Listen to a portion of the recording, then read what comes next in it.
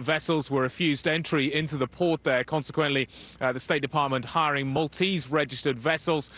The Maltese military, though, putting out a note within the last hour or so, denying rumours that Libyan warships have been seen off its coast.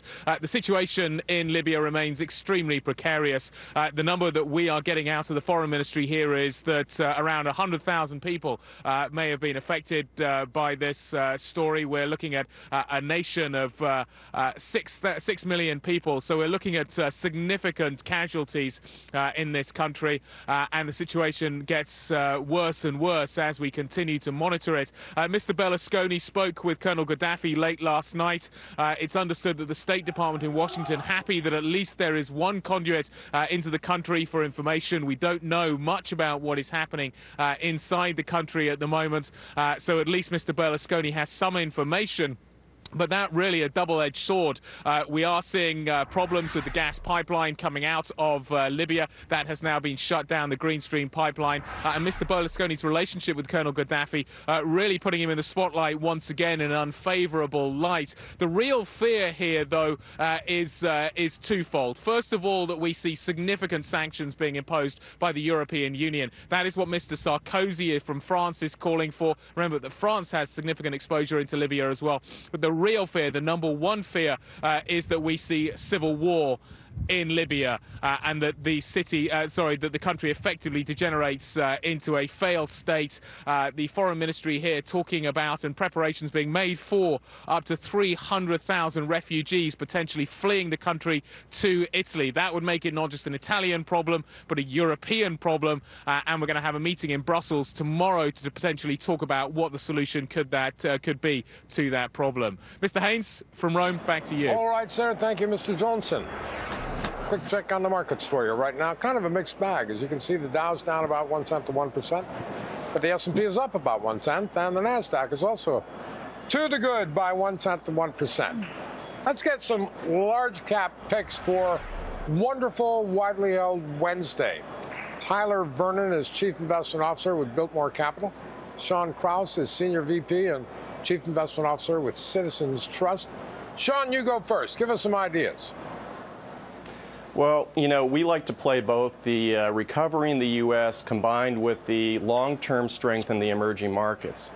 So given those two themes, we tend to like names like Deere, which basically cater to the growing middle class in the emerging markets. Food prices definitely going up. The price of corn up 60% year over year. Deere plays into that theme and is trading at about 12.5 times 2012 earnings. We think there's about 30% upside in Deere over the next year. Joy Global, sorry, wait a minute, wait. We're looking at a chart here. Looks like it's up from 50 to roughly 90, but you say there's more to go?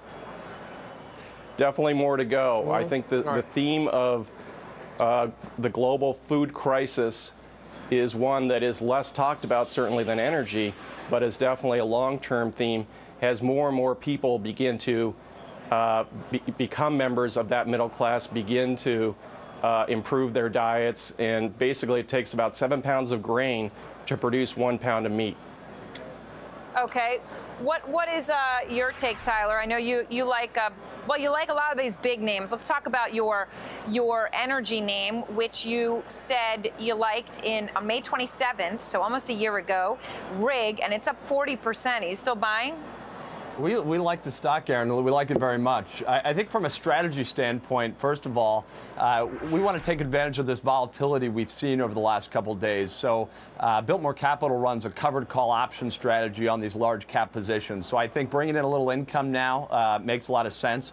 But on Transocean, I mean, again, it certainly is up 40%. We're continuing to buy. This is the largest offshore driller. And when we see what's going on in these emerging markets, the depleting natural resource oil, the need for more oil, we're going to need to get into more tougher conditions, and we're going to have to get out and drill in these tougher areas. So they're a leader in doing this. They've a proven track record in doing this in very tough conditions and very deep conditions. They're all over the world. Their dividend, they'll probably have some kind of dividend here over the next year. And again, just a great place to be, and we see this as being a $100 stock probably over the next 6 months. All right, Tyler and Sean, thank you very much. We appreciate it.